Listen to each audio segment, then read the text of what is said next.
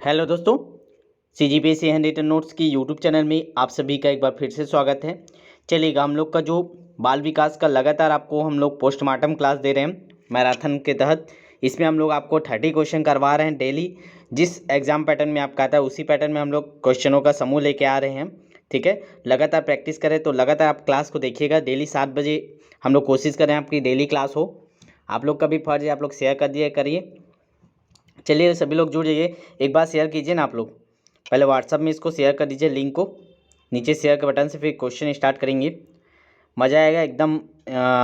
Important question लेके आए हैं, 30 क्वेश्चन का सेट है ये भी।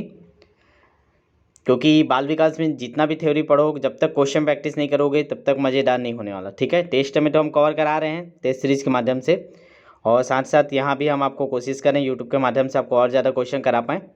तो एक बार आप लोग शेयर कर दीजिए, फिर स्टार्ट करते हैं। लगातार बिना ब्रेक के हम लोग चलेंगे। फिर एक बार पहले आप लोग शेयर कर दीजिए और तैयार हैं आप लोग। लाइव चैट ऑन कर लीजिए अपना, नीचे देखिए लाइव चैट का ऑप्शन है, वहाँ से लाइव चैट को ऑन कर लीजिए और यस सर तैयार हैं करके मैसेज कीजिए। आप लोग तैयार हैं आप सभी? क्वेश्चन स्टार्ट करें।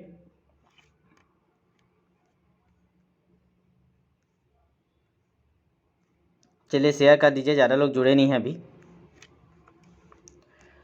चलेगा तो स्टार्ट करेंगे। फिर ये ध्यान दीजिएगा, ये आपके किस किस के लिए बेनिफिट रहेगा, तो पूरा जितने आपके टीचर भर्ती हैं CG टेट और C टेट सभी के लिए बेनिफिट है। तो सभी लोग वाले पूरा अंतिम तक देखिएगा, बहुत ही शानदार क्वेश्चनों का समूह है। ठीक है, इसी प्रकार क्वेश्चन आपको एग्जाम में देखने मिलते हैं जो आपको नॉर्मल बुक में नहीं मिलेगा। ठीक, चलिएगा। तो पहला क्वेश्चन आपको स्क्रीन पर दिखाई दे रहा होगा, 3 क्वेश्चन आपको देखना है। पहला क्वेश्चन को आगे बढ़ते हैं। सबसे पहला क्वेश्चन करते हैं, सामूहिक अचेतन। देखिएगा, सामूहिक अचेतन का संप्रत्यय खालिस्तान द्वारा दिया गया था। पावलोव द्वारा, स्किनर द्वारा, फ्रायड द्वारा, युंग द्वारा। ठीक है, ये 4 ऑप्शन आपके सामने है। चलेगा, नीचे लाइव चैट ऑन कीजिए और बताइए कोई पढ़े हो क्या आप लोग सामूहिक अचेतन का संप्रत्यय। देखिए नया चीज़ ऐसे मिलता है ना जो आपको देखने नहीं मिला रहता। ठीक है, तो देखिए इसके बारे में ध्यान रखिएगा। जो सामूहिक अचेतन का संप्रत्यय किसने दिया था, तो कार्ल युंग बोलते हैं। ठीक, पूरा नाम क्या है उनका, कार्ल युंग। ठीक, कार्ल युंग ने दिया था। ठीक है, ऑप्शन नंबर 4। और ये अचेतन मानव का एकत्रित अनुभव है। ये अचेतन क्या होता है, ये जो मानव को जो अनुभव होता है उसी को हम लोग अचेतन बोलते हैं ना, अचेतन मस्तिष्क में। ठीक है, जो वंशानुक्रम के आधार पर परंपरागत रूप से हमें प्राप्त होती है। ठीक है, तो ये हमको परंपरागत रूप से प्राप्त होती है ना, सामूहिक अचेतन वाला जो संप्रत्यय है, जो अचेतन है, अचेतन हमको परंपरागत रूप से प्राप्त होती है। बस इतना याद रखिएगा, कार्ल युंग याद रखिएगा इसका। ठीक है, तो ये पहला क्वेश्चन हो गया। आगे बढ़ते हैं दूसरा क्वेश्चन। दूसरा क्वेश्चन आपको स्क्रीन पे शो हो रहा होगा।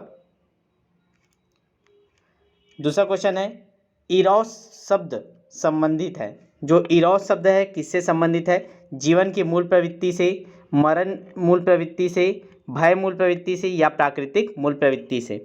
ठीक है, आप लोग शेयर नहीं किए हो क्या, ज़्यादा लोग अभी तक नहीं जुड़े हैं, एक बार शेयर कर दीजिए ना आप लोग, फिर मज़ा आएगा। चलेगा, देखेंगे इसका, किसी को पता है इसका आंसर नीचे कमेंट कीजिए ना आप लोग सभी। तो देखिए, जो ये इरोस शब्द है ये जीवन की मूल वृत्ति से संबंधित है। याद रखेंगे, इरोस शब्द जीवन की मूल प्रवृत्ति से संबंधित है। ठीक है, तो ऑप्शन नंबर ए इसका सही आंसर हो जाएगा। चलेगा, थर्ड क्वेश्चन की ओर आप बढ़ते हैं। हमारा तीसरा क्वेश्चन है, अहम निर्देशित होता है। अहम जो बोलते हैं ना, अहम आ गया, अहम की भावना आ गया हमारे में, तो कहाँ से निर्देशित होता है, सुख के सिद्धांत द्वारा, आदर्शवादी सिद्धांत द्वारा, वास्तविकता सिद्धांत द्वारा, या सामान्य सिद्धांत द्वारा। तो आपको बताना है जो अहम निर्देशित होता है किसके द्वारा होता है। 4 ऑप्शन आपके सामने दिखाई दे रहा होगा, जल्दी से कमेंट कर बताइए और काउंट करते जाइएगा आपका कितना सही होता है। अंतिम में उसको आप लोग बताते नहीं हो, बताया करो ईमानदारी से। ठीक है, अहम का इंग्लिश में क्या बोलते हैं आपको पता नहीं, ईगो। ईगो बोलते हैं ना, ईगो आ गया है, तो कहाँ से आता है वो ईगो। तो देखिए, जो अहम है ये किसके द्वारा प्रतिपादित मनोविश्लेषणात्मक पद्धति, तो याद रखिएगा फ्रायड। फ्रायड ने दिया था ये, फ्रायड। तो याद रखेंगे इसके संबंधित जानकारी आप, कि जो अहम फ्रायड द्वारा प्रतिपादित मनोविश्लेषणात्मक पद्धति का एक मुख्य भाग है। ठीक है, फ्रायड के अनुसार जो अहम है, ईगो का तात्पर्य चेतन बुद्धि से। याद रखिएगा, चेतन बुद्धि से इसका मतलब होता है यह हमारे व्यक्तित्व का अंश होता है। जो वास्तविकता से संपर्क रखता है यह व्यक्तित्व का केंद्र होता है। तो वास्तविकता से संपर्क रखता है मतलब वास्तविकता सिद्धांत द्वारा। इसका सही आंसर हो जाएगा ऑप्शन नंबर 2। ठीक है, याद रखिएगा फ्रायड द्वारा ये दिया गया है। ठीक है, इंग्लिश में ईगो बोलते हैं। किससे संबंधित है? वास्तविकता से संबंधित है। इसका केंद्र क्या होता है? तो व्यक्तित्व इसका केंद्र होता है। इतना जानकारी इसमें याद रखिएगा। ठीक है, और लाइक कर दीजिए, क्लास मज़ा आ रहा होगा आपको। तो चौथे क्वेश्चन के आगे बढ़ेंगे। अब ये जूम करते बन जाएगा, चलेगा। चौथा क्वेश्चन ध्यान से पढ़िएगा। कालिस्टोकाइनिन एक हार्मोन है जिसकी सुई यदि दे दी जाए तो प्राणी में क्या हो जाएगा? एक हार्मोन्स होता है, ठीक है, कालिस्टोकाइनिन। ये एक सुई में अगर आपको ये हार्मोन को डाल के आपके शरीर में डाल देते हैं, इंजेक्ट कर देते हैं, तो क्या होगा? भूख अधिक बढ़ जाती है, भूख और प्यास दोनों में वृद्धि हो जाती है, भूख कम हो जाता है, भूख और प्यास दोनों में ही कमी आ जाती है। बताइए तो क्या होता है? कालिस्टोकाइनिन का जो हमको इंजेक्शन लगाया जाएगा, तो किसी को पता है क्या? इसके बारे में पढ़े हो क्या आप? ऐसे क्वेश्चन आ जाते हैं ना नया, इसीलिए बोल रहा हूँ कि पूरा क्लास देखिएगा, ज़्यादा से ज़्यादा शेयर कीजिए ताकि आपको और ढेर सारे ऐसे क्वेश्चन आपको करा पाए। ठीक है, और बाकी टेस्ट में तो करा ही रहे हैं जितना हमसे संभव हो पा रहा है। और जिन लोग भी अभी तक नहीं जुड़े हैं ज़रूर जुड़िए टेस्ट सीरीज़ में, क्योंकि टेस्ट देना बहुत ज़रूरी है। कहीं से भी आप थ्योरी पढ़ो, कहीं से भी आप कोचिंग करो, लेकिन एक बार हमारा टेस्ट से जरूर ज्वाइन करो, अपने आप को चेक जरूर करो कि आप जो पढ़ रहे हैं वो सही है कि नहीं। ठीक है, ताकि आपको एग्जाम में डायरेक्ट दिक्कत ना हो। चलिए इसका आंसर आप लोग कमेंट कर दिए। देखिए इसका सही आंसर है ऑप्शन नंबर 2, भूख और प्यास दोनों में वृद्धि हो जाएगी। तो इसको अच्छे से याद रखिएगा, भूख और प्यास दोनों में वृद्धि हो जाएगी। ठीक है, इसका सही आंसर हो जाएगा ऑप्शन नंबर 2। ठीक है, तो ये सुई याद रखिएगा, चलेगा। नेक्स्ट क्वेश्चन को आगे बढ़ते हैं। Question number 5। क्वेश्चन नंबर 5, बुद्धि परीक्षण में एक 16 वर्षीय बच्चा 75 अंक प्राप्त करता है तो उसकी मानसिक आयु कितनी होगी? अब ये मज़ा आएगा, चलिए बताइए तो।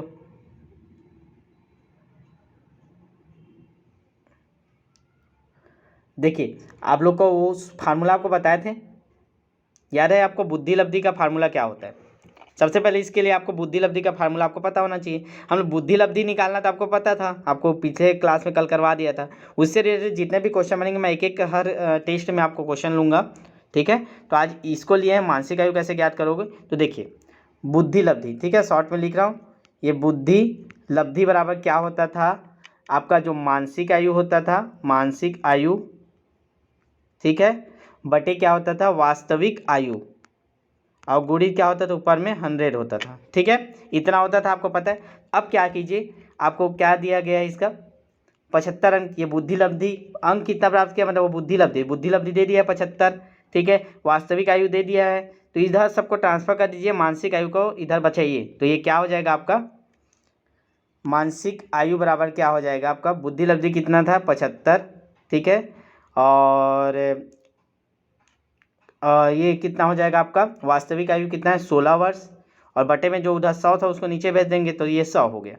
तो 25 तिया 75 और 25 चौक 100 और 4 एक कम 4 चौक 4 तिया फाइनली कितना आ गया हमारा? 12 वर्ष। तो इसकी मानसिक आयु क्या हो गया? 12 वर्ष। समझ में आया आपको? जो बुद्धि लब्धि का जो फार्मूला है उसी से ही निकलेगा। ठीक है, उसको ट्रांसफ़र कर देंगे तो ये हो जाएगा ऑप्शन नंबर बी। 12 वर्ष आ गया सभी का।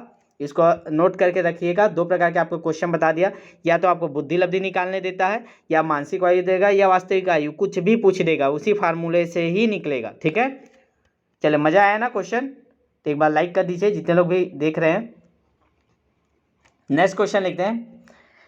केंद्रीय तंत्रिका तंत्र में होते हैं सभी अंग आते हैं उसके अंतर्गत। मस्तिष्क आता है, मेरुदंडु आता है, मस्तिष्क मेरुदंडु दोनों आता है। बताइए केंद्रीय तंत्रिका तंत्र में, चलेगा, जल्दी से कमेंट कीजिए। मस्तिष्क आता है कि मेरुदंड आता है कि सभी अंग आता है? केंद्रिका तंत्रिका तंत्र बोलेंगे तो फास्ट करेंगे क्वेश्चन। चलेगा, इसका सही आंसर हो जाएगा ऑप्शन नंबर 4, मस्तिष्क और मेरुदंड दोनों आते हैं आपके केंद्रिका तंत्र के अंतर्गत। ठीक है, चलेगा। Next question, question number 7। आप लोग ऐसे कमेंट कीजिएगा ना, 6 के 6 का 2, ऐसे का कमेंट कीजिए, पता नहीं चलता आपका जो कमेंट देखने पे। अगला क्वेश्चन, क्वेश्चन नंबर 7 आपके सामने स्क्रीन पर दिखाई दे रहा है। मनोग्रसित बाध्यता विकृति है, क्या है जो मनोग्रसित बाध्यता होती है वो क्या है? मनोविच्छेदित विकृति है, समायोजन की विकृति है, चिंताग्रस्त विकृति है, कार्य प्रारूप विकृति है। चलिए बताइएगा, तो मनोग्रसित बालक, जो मनोग्रसित बाध्यता है वो किसके अंतर्गत आता है, जो मन से विकृत हो?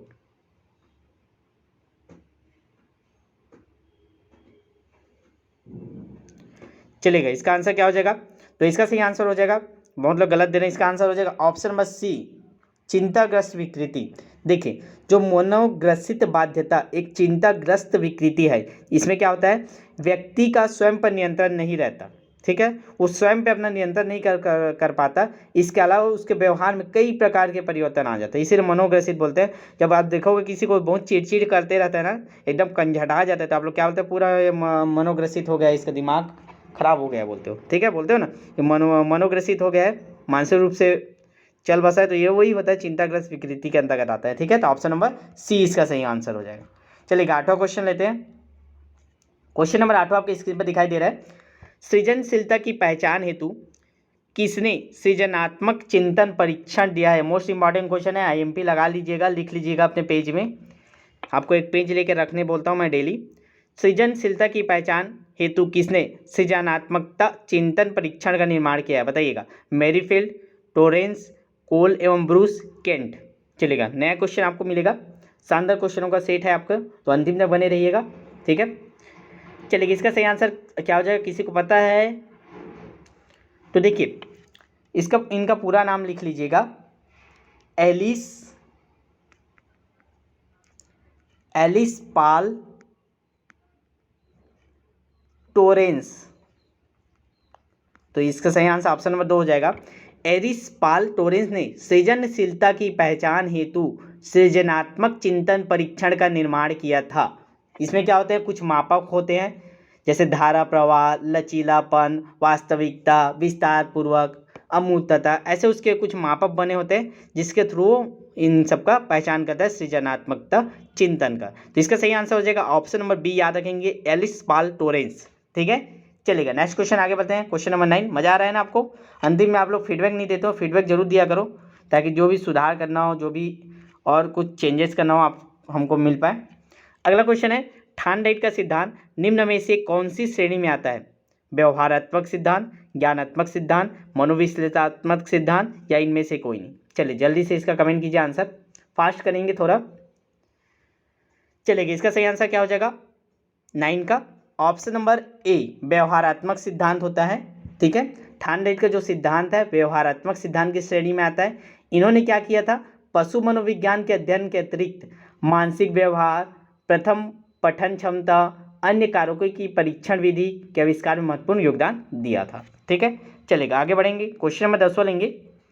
क्वेश्चन नंबर 10वां है,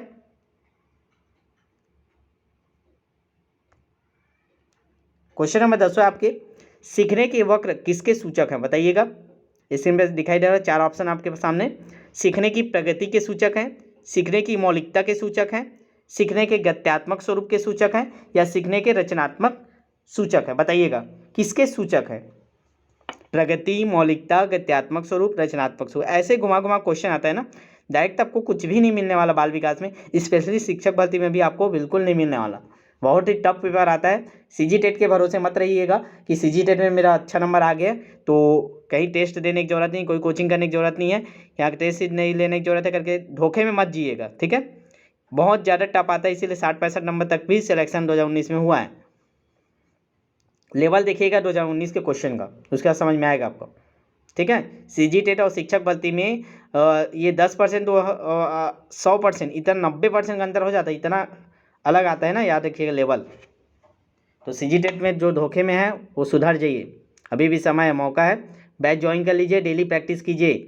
आप कहीं से पढ़े, घर में सेल्फ स्टडी कर रहे हैं, बहुत अच्छा बात है, लेकिन आपको चेक करना जरूरी है अपने आप को, या क्वेश्चन प्रैक्टिस जरूरी है, इसके लिए आपको ज्वाइन करना ही पड़ेगा। अभी भी हमारा ऑफर चल रहा है 499 रुपीज़ में और 699 रुपीज़ में, दोनों मिला के 1200 में आपका हो जाता है। तो देख लीजिएगा, जानकारी ले लीजिएगा हमारे व्हाट्सअप नंबर पे, व्हाट्सअप नंबर आपको डिस्क्रिप्शन में मिल जाएगा, ठीक है। चलेगा, तो 10वां का सही आंसर बता दें, ऑप्शन नंबर ए, सीखने की प्रगति के सूचक है, याद रखेंगे, सीखने के वक्र किसके सूचक है? प्रगति के सूचक, ठीक है। चलेगा, 11वां क्वेश्चन को आगे बढ़ते हैं। क्वेश्चन नंबर 11, व्यक्तित्व का सामाजिक अधिगम सिद्धांत किसने दिया था? सामाजिक अधिगम सिद्धांत तो आपको सबको पता होगा, देखते साथ ही आप लोग बता देंगे, बंडूरा बंडूरा करके पढ़ते हो, बैंड्यूरा और वाल्टन, ठीक है, ये दोनों नाम याद रखिएगा। बंडूरा पढ़ते हो आप लोग, बंडूरा, तो उसके साथ और याद रखिएगा बंडूरा और वाल्टर, वाल्टर भी बोलते हैं ना, ठीक है, चलेगा। अगला क्वेश्चन देखते हैं, क्वेश्चन नंबर 12, मिरर ड्राइंग परीक्षण, ये नहीं पढ़े होंगे आप लोग या पढ़े होंगे, बताइए। मिरर ड्राइंग परीक्षण निम्न में से किसके मापन हेतु प्रयुक्त होता है? व्यक्तित्व के मापन हेतु, बुद्धि के मापन हेतु, अधिगम के मापन हेतु या नैतिकता के मापन हेतु? बताइए, मिरर ड्राइंग परीक्षण किसके मापन हेतु प्रयुक्त होते हैं? जल्दी से कमेंट कीजिए, 12वां का क्या होगा आंसर? तो याद रखेंगे इसका सही आंसर ऑप्शन नंबर सी, अधिगम हेतु। तो इसको ध्यान दीजिएगा, जो मूलतः अधिगम में ड्राइंग परीक्षण का उपयोग किया जाता है, किसमें करते हैं हम लोग? मूलतः अधिगम, ये भी याद रखिएगा, मूलतः अधिगम हम लोग जब करेंगे तभी हम ड्राइंग का प्रयोग करते हैं, ठीक है। तो मूलतः अधिगम के अंतर्गत हम लोग इसका प्रयोग करते हैं, मिरर ड्राइंग परीक्षण का, ठीक है। और इसमें याद रखिएगा, ठीक है, बस इतना याद रखिए, ज़्यादा हो जाएगा, चलेगा। आगे देखते हैं अगला क्वेश्चन, क्वेश्चन नंबर 13, खाली स्थान केंद्रीय प्रवृत्ति का एक माप है, प्रसार क्षेत्र, माध्यमिक, औसत विचलन, मानक विचलन, कौन सा केंद्रीय प्रवृत्ति का एक माप है, बताना है आपको। जल्दी से कमेंट कीजिए, 13 का कौन सा आंसर होगा? चलिए, इसका सही आंसर हो जाएगा ऑप्शन नंबर 2, माध्यिक, ठीक है, माध्यिक केंद्रीय प्रवृत्ति का एक माप है, ठीक है। माध्य बोलते हैं इसको या माध्यिक, दोनों बोलते हैं ना, तो याद रखिएगा, माध्य बोले तो भी यही आएगा आंसर, या माध्यिक बोले तो भी यही आएगा, केंद्रीय प्रवृत्ति का माप है, ठीक है। चलेगा, नेक्स्ट क्वेश्चन, क्वेश्चन नंबर 14 की ओर आगे बढ़ रहे हैं। निम्न में कौन शेष से भिन्न है? ठीक है, कल भी एक क्वेश्चन आपको कराए थे, शायद तक यही क्वेश्चन था। TAT, 16 PF, cloud picture text, draw a man test, ठीक है, एक ऑप्शन चेंज है आपका, तो कल भी आपको कराए थे। ये TAT, 16 PF, draw a man test, ये तीनों आपके अध्ययन के अंतर्गत आते हैं। मनोवैज्ञानिक परीक्षण है, ये तीनों मनोवैज्ञानिक है, मनोवैज्ञानिक परीक्षण है, ठीक है। लेकिन क्लाउड पिक्चर टेक्स्ट ये नहीं है, ये अलग हो जाता है, ठीक है। तो याद रखिएगा, इसका सही आंसर क्या होगा? ऑप्शन नंबर 3, ये अलग है, बाकी ये तीनों मनोवैज्ञानिक परीक्षण के अंतर्गत आते हैं। चलेगा, कल उसके बारे में बता दिए थे। जो पुराने नहीं देखे होंगे आपका क्लास 1, क्लास 2, तो देख लीजिएगा, प्ले लिस्ट स्टोर में बना दिए हैं, प्ले लिस्ट बना हुआ है, साइड में प्ले लिस्ट में जाओगे आपको मिल जाएगा, ठीक है। मैराथन क्लास करके सारे क्लास देख लीजिएगा आप लोग, जो नए होंगे अभी देख रहे होंगे, और चैनल को जरूर सब्सक्राइब कर लीजिए आप लोग, एक बार देखिए तो आपका सब्सक्राइब है कि नहीं, आप लोग चेक कीजिए। तो मैं थोड़ा सा पानी पी लेता हूँ।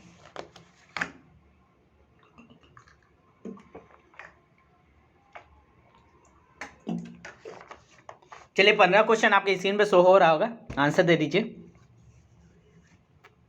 क्वेश्चन नंबर 15 देखते हैं, क्या बोल रहा है ये? विकासात्मक कार्य के प्रत्यय के प्रतिपादक कौन है? तो जो विकासात्मक कार्य के प्रत्यय के प्रतिपादक कौन है? हॉलिंगवर्थ, हैविघस्ट, जीन पियाजे, हॉल। चलिए, विकासात्मक कार्य के प्रत्यय के प्रतिपादक कौन थे ये बताना है आपको, ठीक है। हैविघस्ट है ना, तो यही इनका सही आंसर है। क्या है ये, ध्यान दीजिएगा, हैवी और घ है ना, घस्ट, घ घड़ी वाला, हैविघस्ट, ठीक है। तो विकासात्मक कार्य के प्रत्यय के प्रतिपादक रॉबर्ट हैविघस्ट थे, जिन्होंने 1950 में इस प्रत्यय की खोज की थी। डेट भी याद रखिएगा, 1950, ऐसे चीज़ को नोट कर लिया करें, 1950 में, ठीक है। चलिए, नए क्वेश्चन को आगे बढ़ते हैं। क्वेश्चन नंबर 16 आपके स्क्रीन पे है। सीखने में पलायन आधारित है, सकारात्मक पुनर्बलन पे, नकारात्मक पुनर्बलन पे, विलंबित पुनर्बलन पे, पुनर्बलन की निष्क्रियता पे, सीखने में पलायन। चलिएगा, बताइए चारों ऑप्शन में से क्या आएगा इसका सही आंसर? तो इसका सही आंसर हो जाएगा ऑप्शन नंबर बी, नकारात्मक पुनर्बलन पे है, आधारित है पलायन। क्योंकि देखिए, पलायन का अर्थ क्या होता है, जो जैसे पलायन का शाब्दिक अर्थ देखेंगे तो जो कमाने खाने जाते हैं, देखो गांव से पलायन कर जाते हैं, एक गांव को छोड़कर कहीं शहर में चले जाते हैं, 4 महीने 6 महीने कमा के आते हैं, तो ये सब निगेटिव बातें हैं, तो नकारात्मक पुनर्बलन के अंतर्गत आता है, ठीक है। अब पुनर्बलन का सिद्धांत किसने दिया था, तो बताइए, कमेंट कीजिए। तो याद रखेंगे, CA हल्ले या हॉल भी बोलते हैं, हल भी बोलते हैं, ठीक है। किसने दिया पुनर्बलन? CL और हल्ले, ठीक है। चलेगा, नेक्स्ट क्वेश्चन आगे बढ़ते हैं। क्वेश्चन नंबर 17, क्वेश्चन नंबर 17 देखेंगे। खाली स्थान अधिगम के प्राथमिक नियमों में से एक है। अभिव्यक्ति का नियम, प्रभाव का नियम, समानता का नियम, सहचारी अंतरण का नियम। चलिए बताइए, खाली स्थान अधिगम के प्राथमिक नियमों में से एक है, कौन सा इसमें से प्राथमिक नियमों में से एक है? अभिव्यक्ति का नियम, प्रभाव का नियम, समानता का नियम, सहचारी अंतरण का नियम। तो इसका सही आंसर हो जाएगा ऑप्शन नंबर 2, प्रभाव का नियम। और कौन दिया था? तो थार्नडाइट के प्रभाव के नियम के अनुसार जीवन में जिस कार्य को करने पर व्यक्ति पर अच्छा प्रभाव पड़ता है उन्हें वह सीखने का प्रयास करता है। जो अच्छा प्रभाव पड़ेगा आपके पास उसी को सीखने का प्रयास करते हो ना। तथा जिन कार्यों को करने पर व्यक्ति पर बुरा प्रभाव पड़ता है वह उसे छोड़ देता है। तो ये प्राथमिक नियम में से एक आता है प्रभाव का नियम। ये आपको पता होना चाहिए ना, थार्नडाइट ने दिया, ये तो पता रहता है प्रभाव का नियम, प्रभाविता का नियम। लेकिन क्या है वो, तो याद रखिएगा, ठीक है। जिस कार्य को करने पर उसका प्रभाव अच्छा पड़ेगा तो उसको आप सीखने का प्रयास करते हैं, और जिन कार्यों को करने पर व्यक्ति पर बुरा प्रभाव पड़ता है उन्हें वह छोड़ देता है। यही है प्रभाव का नियम, ठीक है। आपको थ्योरी भी बताते जा रहे हैं, हर क्वेश्चन में आपको जानकारी एडिशनल दे रहे हैं, ठीक है। इसीलिए अंतिम तक बने रहिए। निम्न में किसमें अन्वेषण के ऊर्ध्व उपागम का उपयोग किया जाता है? ऊर्ध्व उपागम याद रखेंगे, शब्द इंपॉर्टेंट है, कीवर्ड है ऊर्ध्व उपागम। केस अध्ययन, प्रायोगिकरण, सर्वेक्षण, अंतर्दर्शन। चलिए बताइएगा, निम्न में से किसमें अन्वेषण में ऊर्ध्व उपागम का प्रयोग करते हैं? क्या हो जाएगा इसका सही आंसर? कमेंट कीजिए किसी को पता होगा तो देखिए, जो सर्वेक्षण विधि होता है, ऑप्शन नंबर 3 इसका सही आंसर है। सर्वेक्षण विधि में ऊर्ध्व उपागम का उपयोग करते हैं। इस विधि में क्या करते हैं हम लोग? सर्वे के आधार पर शैक्षिक और सामाजिक समस्याओं का अध्ययन करते हैं। सर्वेक्षण पढ़े होंगे, पर्यावरण में भी पढ़ते हो सर्वेक्षण विधि, ठीक है। चलेगा, क्वेश्चन नंबर 19 देखेंगे। उससे पहले आप लोग को बताना चाहूँगा, हम लोग का जो सहायक शिक्षक प्रयोगशाला का बैच चालू हो चुका है। 2 टेस्ट हो गए हैं, तो आप इसमें जरूर रजिस्ट्रेशन करवा लीजिए। सभी लोग को मौका मिला तो एक बार इसका भी तैयारी साथ साथ चलते जाइए। बस टेस्ट है तो दिलाना है, अलग से आपको एक्स्ट्रा पढ़ना नहीं है, टेस्ट दिलाते जाइए, आपका सिलेबस एक बार कवर हो जाएगा, उतना पर्याप्त है। आप अपने वर्ग 3 वर्ग 2 में ध्यान दे रहे हैं, बिल्कुल दीजिए, लेकिन इसको भी मत छोड़िए, टेस्ट दिलाइए, ठीक है। आपको कहीं ना कहीं सभी चीज़ का बेनिफिट आपको हर में मिलेगा, ठीक है। केवल 12वीं पास इसकी योग्यता रहती है, ठीक है। 12वीं अगर आप बायोगणित से पढ़ें तो आप इसका तैयारी कर सकते हैं। केवल 299 तो फीस है इसका, तो ये बैच भी ले लीजिए आप, ठीक है। आप वर्ग 2 3 में फोकस है, फिर भी ये बैच ले लीजिए, आपको कहीं ना कहीं इसमें भी आपका जो कॉमन सब्जेक्ट उसका बेनिफिट आपको मिलेगा, और एक बार आपका और प्रैक्टिस हो जाएगा, ठीक है। तो 300 रुपये इन्वेस्टमेंट कर लीजिए, और ये वाले बैच में भी आप लोग रजिस्ट्रेशन करवा लीजिए। उसी प्रकार से सारी सुविधा आपको दे रहे हैं जैसे आपको वर्ग 3 और वर्ग 2 में दे रहे हैं, ठीक है। और बाकी आपको हमारे टीचर बैच की जानकारी होगी तो इसमें भी देख लीजिएगा। वर्ग 2 और वर्ग 3 का लगातार हम लोग तैयारी करा रहे हैं, लगभग 900 प्लस स्टूडेंट हो चुके हैं सभी बैच मिला के, तो देख लीजिएगा। हाँ, ये सुविधा आपको मिल रहा है, सारी सुविधाएं आपको दे रहे हैं, लगातार आपको टेस्ट करा रहे हैं, इसी प्रकार क्वेश्चन को का समूह। अभी भी ये ऑफर हम लोग हमेशा चला ही रहे हैं, बंद नहीं किए। अभी 499 केवल वर्ग 2 का, और वर्ग 3 का 699 है, दोनों का 1200 रुपये में भी हम लोग आपका रजिस्ट्रेशन कर रहे हैं। तो ये क्लास देखने के साथ साथ आपको इसमें ज़रूर रजिस्ट्रेशन करवा लीजिए। डेली आपका टेस्ट हो रहा है, ठीक है, क्योंकि अपने आप के पढ़ाई को जांचना जरूरी है, चाहे आप सेल्फ स्टडी कर रहे हैं चाहे कुछ भी करें आप, ठीक है। तो देख लेंगे, आपके परिचित में जो भी होंगे उनको ज़रूर जोड़िए, क्योंकि जितने ज़्यादा लोग जुड़ेंगे हम लोग उतना और ज़्यादा बेहतर आपके लिए कर पाएंगे। तो अपने परिचितों को बता दीजिएगा जो भी तैयारी करें टीचर भर्ती का। चलेगा, क्वेश्चन नंबर 19 को आगे बढ़ते हैं, ब्रेक भी हो गया हमारा थोड़ा सा। चलिए, क्वेश्चन नंबर 19 है, जब व्यक्ति की एक परिस्थिति का अधिगम दूसरी परिस्थिति में उसके सीखने तथा निष्पादन को प्रभावित करता है तो उसे क्या कहते हैं? मतलब आपका एक परिस्थिति दूसरे परिस्थिति को प्रभावित कर रहा है तो उसे क्या बोलेंगे? चिंतन, स्मृति, अधिगम अंतरण, बौद्धिक विकास। अच्छे से पढ़िए क्वेश्चन को, फिर आंसर दीजिए, लाइव चैट में ऑन कर लीजिए, अंतिम तक जुड़े रहिएगा ना, बहुत बेनिफिट मिलेगा आपको। चलेगा, अभी समझ में नहीं आएगा, जब पेपर देंगे तब आपको समझ में आएगा। ये सारे क्वेश्चन से रिलेटेड तो हम लोग किए थे करके, डायरेक्ट क्वेश्चन देखने को मिलेंगे आपको। क्वेश्चन नंबर 19 का बताइएगा क्या होगा सही आंसर। तो ध्यान दीजिए, जब एक व्यक्ति द्वारा एक परिस्थिति का अधिगम दूसरे परिस्थिति में उसके जो सीखने तथा निष्पादन को प्रभावित करता है तो उस परिस्थिति को अधिगम का अंतरण कहते हैं। तो ऑप्शन हो जाएगा ऑप्शन नंबर सी, ठीक है। अधिगम का हम क्या बोलते हैं? अंतरण बोलते हैं। चलिएगा आगे बढ़ें, क्वेश्चन नंबर 20 लेते हैं, 10 क्वेश्चन और बचा है, पूरा करके जाइएगा और अंतिम बताइए कितना सही हुआ। क्वेश्चन नंबर 20 है, जी वालस के अनुसार सृजनात्मक चिंतन का प्रथम चरण क्या होता है? उद्भव, उद्भाषण, मूल्यांकन, उपक्रम। बताइए, पढ़े हैं क्या आप लोग इसके बारे में? नहीं पढ़े होंगे तो आज खोज के पढ़िएगा, ठीक है। जी वालस के अनुसार सृजनात्मक चिंतन के कितने चरण होते हैं, ऐसे करके सर्च मारिएगा गूगल में, जहाँ भी मिले आपको, तो उससे संबंधित जानकारी आपको मिलते हैं तो शेयर कर दीजिएगा, ठीक है। चलिएगा, क्वेश्चन नंबर 20 का इसका सही आंसर आपको बता देता हूँ। तो इसका सही आंसर ऑप्शन नंबर 4, उपक्रम। इसका उपक्रम क्या होता है? पहला होता है। तो देखिए, जी वालस, इसको और क्या बोलते हैं हम लोग? देखिए, जी वालस बोले तो आपका दिमाग काम नहीं किया, लेकिन अगर इसको बोल देता ग्राहम वालस तो आपको थोड़ा लगता है सुना हुआ लग रहा है। ग्राहम वालस, इसका पूरा नाम क्या है? Graham Wallace. ग्राहम वालस के अनुसार सृजनात्मक चिंतन का प्रथम चरण उपक्रम है। उपक्रम को और क्या बोलते हैं? तो अब आपको समझ में आएगा, तैयारी। तैयारी शब्द आप जान रहे थे, अगर यहाँ तैयारी दे देता तो इसका और शब्द क्या होता है? तैयारी बोलते हैं ना उपक्रम को। इन्होंने सृजनात्मक विचारों के लिए चरण बताए थे, जो क्रमशः क्या क्या है? तो देखिए, ध्यान से सुनिएगा। तैयारी या उपक्रम पहला चरण है, ठीक है। तैयारी या उपक्रम ये पहला चरण है। दूसरा चरण आपका है ऊष्मा देना। ऊष्मा देना ये आपका दूसरा चरण है। तीसरा चरण है स्पष्टता। तीसरा क्या है? स्पष्टता, ठीक है। और चौथा आपका चरण है सत्यता। सत्यता। तो इन्होंने 4 चरण दिए हैं। उपक्रम पहला चरण, दूसरा ऊष्मा देना, तीसरा क्या है? स्पष्टता, और चौथा क्या है? सत्यता। तो देखिए, आपको जानकारी मिल गया, ठीक है। इन्होंने कितने चरण दिए? तो 4 चरण दिए हैं, याद रखिएगा, ठीक है। तो पहला क्या है? उपक्रम या तैयारी, ठीक है। चलिए नेक्स्ट क्वेश्चन को आगे बढ़ते हैं। क्वेश्चन नंबर 21 आपके स्क्रीन पर दिखाई दे रहा होगा। फास्ट करेंगे इसका आंसर। खालिस्तान ने प्रत्यय और भूल के सिद्धांत का प्रतिपादन किया। एकदम मोस्ट इंपॉर्टेंट है, समय नहीं देंगे, तुरंत इसका आंसर कमेंट कर दीजिए, सभी को पता है। किसने दिया प्रत्यय और भूल का सिद्धांत? थॉर्नडाइक। ऑप्शन नंबर 3, मनोवैज्ञानिक थॉर्नडाइक ने प्रयत्न एवं भूल का सिद्धांत प्रतिपादित किया है।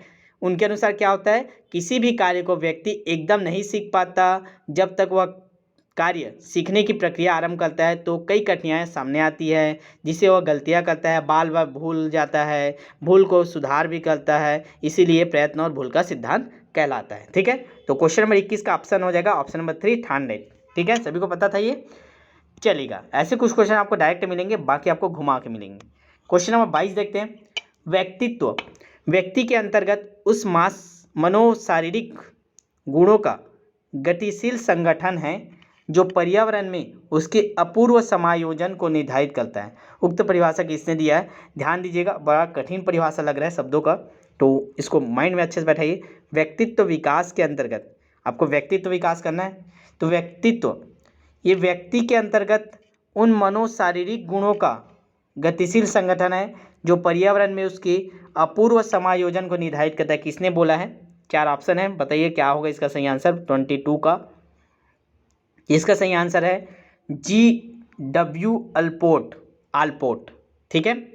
ऑप्शन नंबर सी इसका सही आंसर हो जाएगा। चलेगा, व्यक्तित्व निर्धारण संबंधित इन्होंने दिया था, तो याद रखेंगे परिभाषा व्यक्तित्व निर्धारण का GW, ठीक है। क्वेश्चन नंबर 23 आपके स्क्रीन पर शो हो रहा है। निम्न में कौन सीखने के गेस्टाल्ट सिद्धांत से संबंधित है? गेस्टाल्टवादी किसको बोलते हैं? पॉला को, स्किनर को, थॉर्नडाइक को, कोहलर को। चलिए बताइए, मोस्ट इंपॉर्टेंट क्वेश्चन है, किसको बोलते हैं जी? कौन कौन थे गेस्टाल्टवादी सिद्धांत?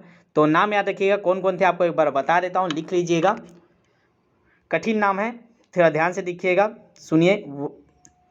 वर्ल्डाइमर, पहला क्या है? वर्ल्डाइमर, एक नाम लिख लीजिए वर्ल्डाइमर, ठीक है। दूसरा क्या है? कोफ्फा, कोफक्का, को है, आधा फा है, का है, कोफ्फा, ठीक है। अगला क्या है? अगला नाम, 2 नाम हो गया।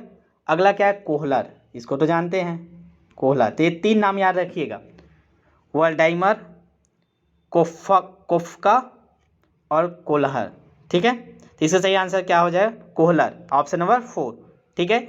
चलिए क्वेश्चन नंबर 24 को आगे बढ़ते हैं। भाषा का वह घटक जो ध्वनि की गति के अनुक्रम, संचालन एवं उसकी रचना से संबंधित नियम की चर्चा करते हैं, उसे क्या कहते हैं? भाषा का वह घटक जो ध्वनि की गति के अनुक्रम, संचालन, उसकी रचना से संबंधित नियम की चर्चा करता है उसे क्या कहते हैं? अर्थ विज्ञान, व्याकरण, स्वर विज्ञान, इनमें से कोई नहीं। चलिए बताइए। तो इसका सही आंसर हो जाएगा ऑप्शन नंबर 3, स्वर विज्ञान बोलते हैं। याद रखिएगा, भाषा का वह घटक जो ध्वनि की गति के अनुक्रम, संचालन एवं उसकी रचना संबंधित नियम की चर्चा करता है उसको क्या बोलते हैं? स्वर विज्ञान। ठीक है, चलिएगा नेक्स्ट क्वेश्चन को आगे बढ़ते हैं। केवल 5 क्वेश्चन और बचे हैं, अंतिम तक बने रहिएगा। क्वेश्चन नंबर 25 स्क्रीन पे दिखाई दे रहा है। वुडवर्थ के अनुसार स्मृति का आयाम नहीं है धारणा, पुनः स्मरण, पहचानना, तर्क करना। जल्दी से इसका आंसर कमेंट कीजिए, कौन सा स्मृति का आयाम नहीं है?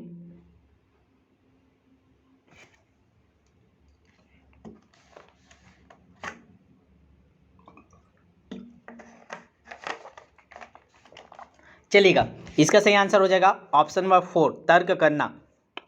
देखिए, वुडवर्थ के अनुसार तर्क करना स्मृति का आयाम नहीं है। वुडवर्थ ने कल्पना और स्मृति को अनुभवों का संबंध माना है। ठीक है, तो ये भी याद रखिएगा, इन्होंने और क्या माना है? कल्पना और स्मृति का अनुभवों का संबंध माना है। ठीक है, तो इसका सही आंसर हो जाएगा ऑप्शन नंबर 4, तर्क करना। ये इनके आयाम में नहीं है, बाकी तीनों हैं, धारणा, पहचानना, पुनः स्मरण। ठीक है, अगला इंपॉर्टेंट क्वेश्चन है, TAT खालिस्तान द्वारा बनाया गया था। आपको बताया मनोवैज्ञानिक ये परीक्षण एक अभी कल भी आया था क्वेश्चन में, आज भी प्रयोग हो रहा है, इम्पॉर्टेंट है। तो किसने बनाया था? तो दो नाम मिलता है इनके, याद रखिएगा, दोनों नाम याद रखिएगा। एक मरे, ठीक है, ये ऑप्शन नंबर 4 इसमें दिया हुआ है। दूसरा आपको याद रखना है इसे मॉर्गन। ये दोनों मिलके दिए थे इसको, TAT परीक्षण, मरे और मॉर्गन। ठीक है, जब लोगों को TAT, ठीक है, TAT का पेपर दिलाते तो मर जाते हैं मॉर्गन। ठीक है, ऐसे करके कुछ भी लॉजिक बना के याद रखिएगा। कब दिए थे? तो ये डेट भी आया 1935 में। ठीक है, जब इकोसिस्टम शब्द दिए थे AG ट्रांसलेट 1935 में, तो 1935 में TAT भी दिया गया था मरे और मॉर्गन के द्वारा। ठीक है, चलिएगा अगला क्वेश्चन, क्वेश्चन नंबर 27, लक्ष्य निर्देशित व्यवहार में बाधा आना क्या कहलाता है? संवेग, अभिप्रेरणा, कुंठा या क्रमकता? बताइएगा, लक्ष्य निर्देशित व्यवहार में बाधा आना को क्या कहते हैं हम लोग? जल्दी से कमेंट कीजिए। 27 का 1 2 3 4 क्या होगा? तो 27 का क्या हो जाएगा? ऑप्शन नंबर 3, कुंठा बोलते हैं ना, कुंठा। व्यवहार में जो बाधा आती है उसको कुंठा। जब किसी व्यक्ति के लक्ष्य निर्धारित में के व्यवहार में बाधा उत्पन्न होती है तब वह प्रक्रिया कुंठा कहलाती है। ठीक है, चलेगा नेक्स्ट क्वेश्चन को आगे बढ़ते हैं। जो नए होंगे चैनल को सब्सक्राइब जरूर करके रखिए ताकि आपको क्लास जैसे अपलोड हो नोटिफिकेशन मिल जाए। आधा घंटा पहले नोटिफिकेशन यहाँ से भेजा जाता है आपको। क्वेश्चन नंबर 28 आपके स्क्रीन पर दिखाई दे रहा है। आँख के रंग को कौन सा कारक प्रभावित करता है? वातावरण, आनुवंशिकता, हार्मोन, समाज। कई लोग का देखते हैं ब्लू आइस, किसी का ब्लैक आइस, तो किसके कारण होता है? अलग अलग कलर आँखों का, कौन प्रभावित करता है? वातावरण, हार्मोन या समाज? तो ये ध्यान दीजिएगा, आनुवंशिकता, ऑप्शन नंबर बी। आनुवंशिकता के कारण हमारी आँखों का कलर होता है। आनुवंशिकता के कारण व्यक्तियों में कुछ चीज़ें पीढ़ी दर पीढ़ी चली आती है, जैसे नाटा होना, लंबा, मोटा, आँखों का रंग या फिर विभिन्न प्रकार के रोग, ये सब आनुवंशिकता के कारण भी आते हैं। ठीक है, चलेगा question number 29, second last question. आधार आयु निम्न में से किसके मापन से संबंधित है? रुचि, व्यक्तित्व, बुद्धि या अवधान? आधार आयु शब्द किसके लिए सुने हो? जल्दी से बताइए, कमेंट कीजिए। 29 का क्या होगा सही आंसर? तो इसका सही आंसर हो जाएगा क्वेश्चन आपका है, हो जाएगा ऑप्शन नंबर 3, बुद्धि।